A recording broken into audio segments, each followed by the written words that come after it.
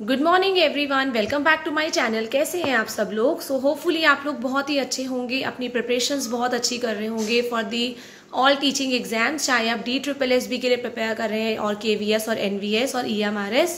सो आज हम डिटेल में डिस्कस करेंगे हमारी कौन कौन सी वैकेंसीज जो हैं DSSB के लिए आने वाली हैं आप लोगों के लिए for PGT, TGT, NTT and PRT। And साथ में हम ये भी डिस्कस करेंगे कि हमारे जो फॉर्म्स हम फिल कर चुके हैं वो उनकी एग्ज़ाम्स की पॉसिबिलिटी कब है।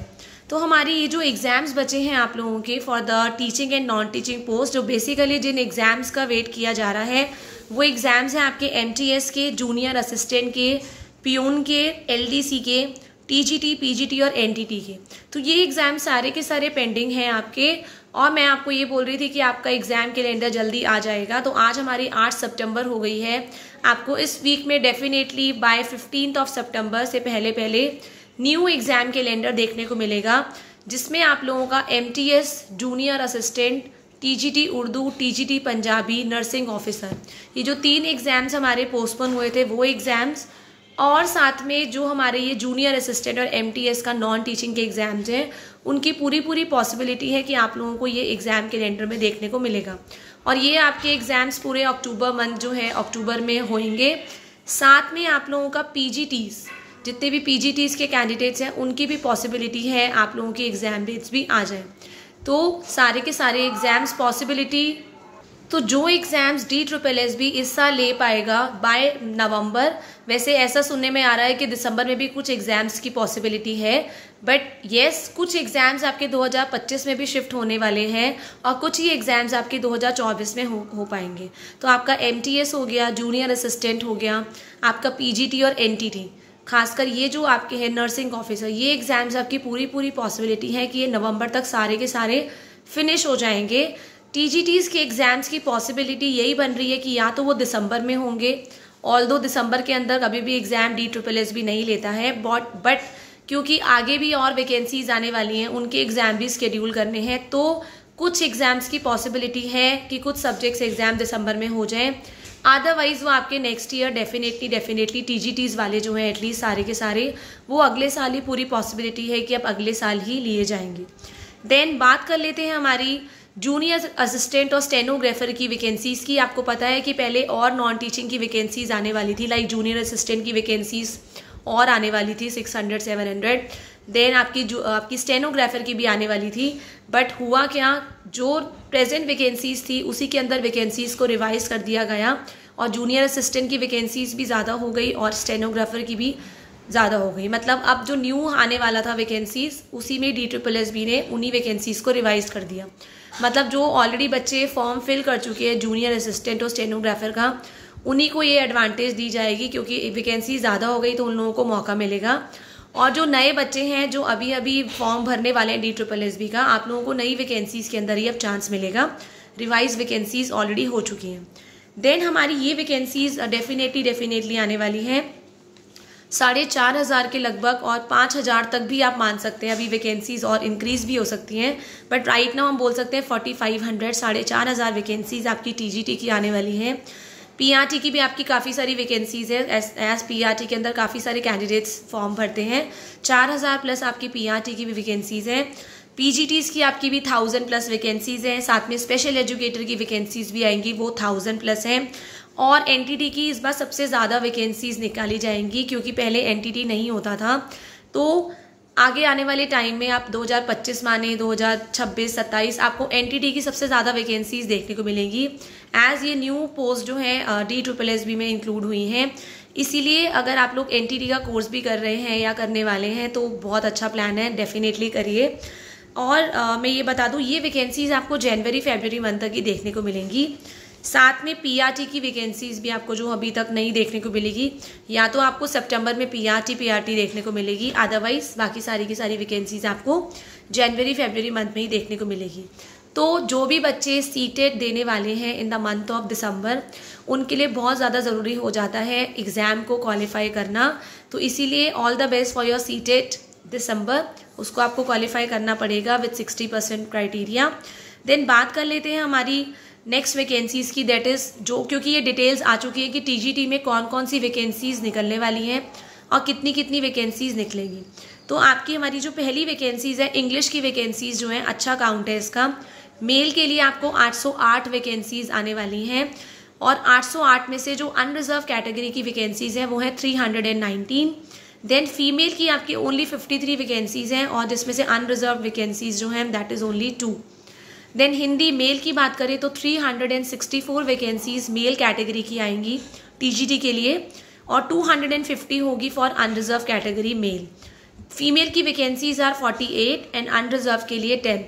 हर जगह देखेंगे तो फीमेल की वैकेंसीज कम है, मेल की वैकेंसीज ज़्यादा है, एज फीमेल्स को टीजीटी में एज रिलैक्सेशन में मिलता है और कोई भी एज रिलैक्सेशन मेल्स को नहीं दिया जाता है। एंड नेक्स्ट बात करें मेल मैथ्स की वैकेंसी की, तो मैथ्स की आपकी टोटल 623 वैकेंसीज हैं, जिसमें जो 300 वैकेंसीज हैं they are for the unreserved category, मतलब जनरल कैटेगरी की है वो। देन मैथ्स फीमेल की बात करें तो 330 वैकेंसीज आर देयर और जिसमें से 168 वैकेंसीज जो है आपकी अनरिजर्व कैटेगरी की हैं। साइंस की बात करें मेल की 574 vacancies are there total and unreserved है आपकी 287। फीमेल कैंडिडेट्स की बात करें तो फीमेल के लिए 400 vacancies in total and 287 for the unreserved category. Punjabi की बात करें मेल की वैकेंसी है 42, फीमेल की वैकेंसी है 130, अनरिजर्व्ड इसमें से कोई भी कैटेगरी नहीं है। संस्कृत की बात करें तो 327 vacancies are there for the male category, 40 vacancies है अनरिजर्व कैटेगरी। फीमेल की वैकेंसीज जो है 399 है, जिसमें 93 वैकेंसीज हैं are for the unreserved category.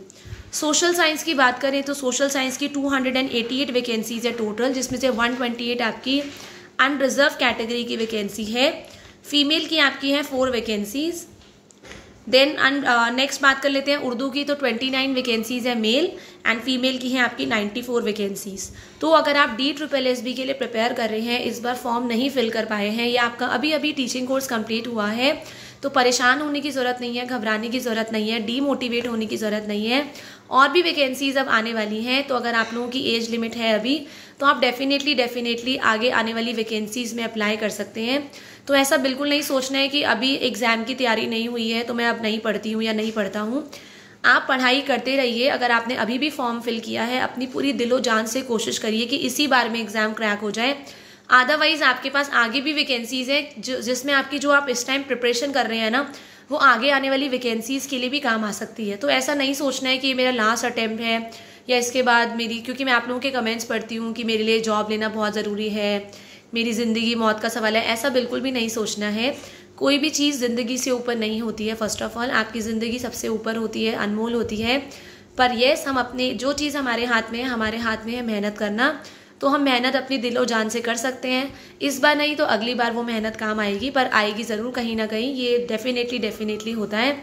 और एक और चीज़ मैं आप लोगों को बता दूँ, अगर आप लोग वैकेंसीज पूरी प्रिपरेशन अपनी कर चुके हैं अपकमिंग वैकेंसीज़ की या प्रेजेंट वैकेंसीज़ की, आप this is the right time to work on your weakness. जो भी आपके वीक पॉइंट्स है, अगर आपका मैथ्स वीक है, रीजनिंग वीक है, इंग्लिश वीक है, तो आप उस चीज़ को ब्रशअप करिए, उसी चीज़ पे फोकस करिए, रादर देन कि हम बार बार जो चीज़ आती है उसी को हम रिवाइज कर रहे हैं। जो चीज़ आती है वो आपको पता है कि मुझे आती है, बट येस आपको पता है कि हिंदी, इंग्लिश, रीजनिंग बहुत स्कोरिंग सब्जेक्ट्स हैं, मैक्सिमम बच्चों को आता है। पर लेकिन इंग्लिश के अंदर जो बच्चों को प्रॉब्लम होती है, बहुत माइन्यूट मिस्टेक होती है। मैथ्स के अंदर प्रॉब्लम होती है जनरल अवेयरनेस। तो अगर आपने जनरल अवेयरनेस, मैथ्स और इंग्लिश को अपना स्ट्रॉन्ग कर लिया ना, तो आपको क्वालिफाई होने से कोई भी नहीं रोक सकता, मेरिट में आपका नाम आने से कोई नहीं रोक सकता, क्योंकि ज़्यादातर बच्चे जनरल अवेयरनेस में और मैथ्स में वीक होते हैं। आपको उसी पे वर्क ऑन करना है। आई नो बाकी सब्जेक्ट्स हो जाएंगे, पर अगर आपके ये 2 सब्जेक्ट स्ट्रॉन्ग हैं, उसी में आप बाकी जनों को पीछे छोड़ सकते हैं और आगे वर्कआउट कर सकते हैं अपनी वैकेंसीज़ की। बट रेगुलर मोड में पढ़ाई करना बहुत ज़रूरी है। चाहे आप 4 घंटे पढ़ रहे हैं, चाहे 6 घंटे, चाहे 8 घंटे और चाहे 2 ही घंटे, पर उसको कंटिन्यूअस रखना है, कंसिस्टेंट रहना है। अगर बीच में आप पढ़ाई छोड़ देंगे, उसके बाद पढ़ने का, बुक्स उठाने का बिल्कुल भी मन नहीं करता है। This is practically failed by me, मेरे साथ ऐसा हो रखा है, इसलिए आप लोगों को बोल रही हूँ। बुक्स की टच में भले ही रहे, भले ही एक दिन 3 घंटे का ही टाइम मिल पाया, एक दिन 1 ही घंटे का मिल पाया, बट उसको अपने आसपास रखिए ताकि आप उसको देखें तो आपको ये याद रहे कि वो मेरे लिए वेट कर रही है, मुझे उसको पढ़ना है। और मैं भी जनरल अवेयरनेस की रेगुलर वीडियोस डाल रही हूँ, छोटी 5-6 मिनट की, हर एक दिन एक एक टॉपिक डाल रही हूँ, ताकि अगर आप बिल्कुल भी जनरल अवेयरनेस के लिए टाइम नहीं निकाल पाते हैं तो आप वो 5-10 मिनट की वीडियो देख के आप लोगों के लिए बहुत बेनिफिशियल होगा अगर आप वो अपने 5 मिनट 10 मिनट निकालते हैं, और एक एक टॉपिक आपका एक एक दिन में ख़त्म हो जाएगा। फिर भी आपको कोई भी पर्टिकुलर टॉपिक, कोई भी किसी भी चीज़ में मेरी हेल्प चाहिए, you can always ask me in the comment session. Thank you everyone, have a nice day.